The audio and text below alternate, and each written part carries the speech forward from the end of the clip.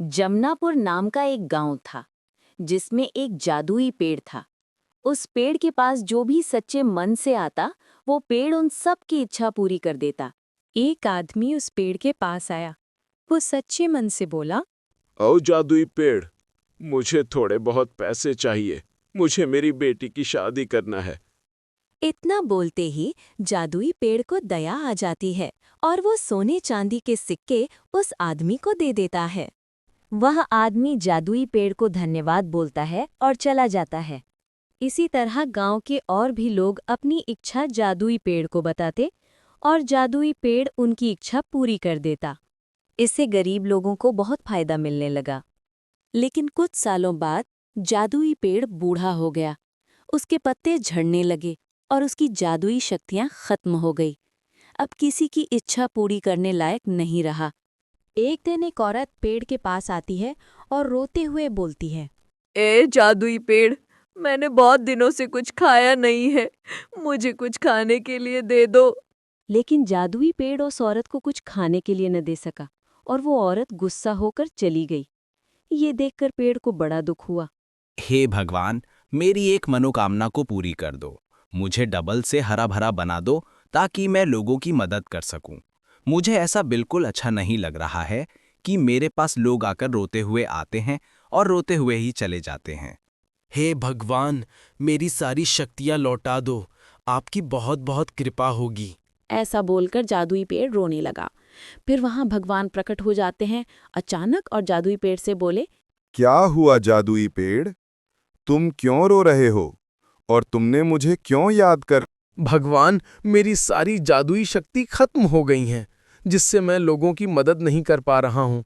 कृपया मेरी मदद करें और मेरी सारी जादुई शक्तियाँ वापस दे दें मुझे। एक उपाय है, लेकिन वो बहुत मुश्किल है, जिसे कोई सच्चा इंसान ही कर सकता है। यहाँ से दूर एक जंगल में एक जादुई तालाब है।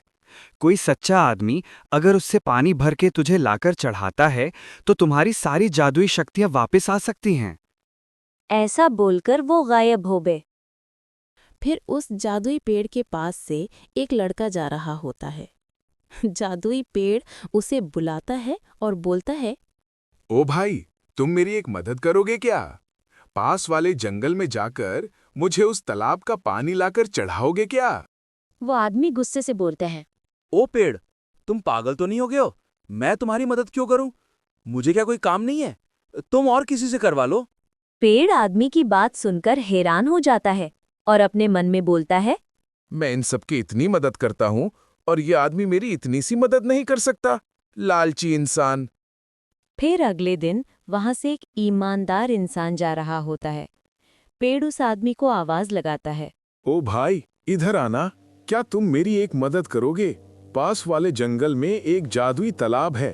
उस तालाब में से पानी निकाल कर क्या तुम मुझे लाकर चढ़ाओगे, जिससे मेरी पूरी शक्तियां वापस हो जाएंगी। फिर मैं दोबारा लोगों की मदद कर सकूंगा। हाँ जादुई पेड़, तुम्हारी मदद करने के लिए तैयार हूं। तुम हमारी इतनी मदद करते हो, मैं तुम्हारी इतनी सी मदद तो कर ही सकता हूं। ऐसा बोलते ही वो आदमी जंगल की ओर चला गया और तालाब से पानी निकाल कर ले आया और पेड़ को चढ़ाया। पेड़ दोबारा से हरा भरा और जादुई बन गया। पेड़ ने उस आदमी को सोने के सिक्के से भरी हुई एक पोटली दिया। वो आदमी खुश होकर वहां से चला गया। फिर अगले दिन वो औरत उस पेड़ के पास आती है। पेड़ उसे देखकर समझ जाता है कि ये वही औरत है। फिर पेड़ अपने जादू से उसे बहुत से नए प्रकार के पकवान मंगवाता है और वो औरत को देता है। पकवान खाती है और बहुत खुश हो जाती है। फिर वहां पेड़ को धन्यवाद बोलती है और चली जाती है। इस तरह पेड़ सब लोगों की मदद करता रहा, पर वो बहुत खुश हुआ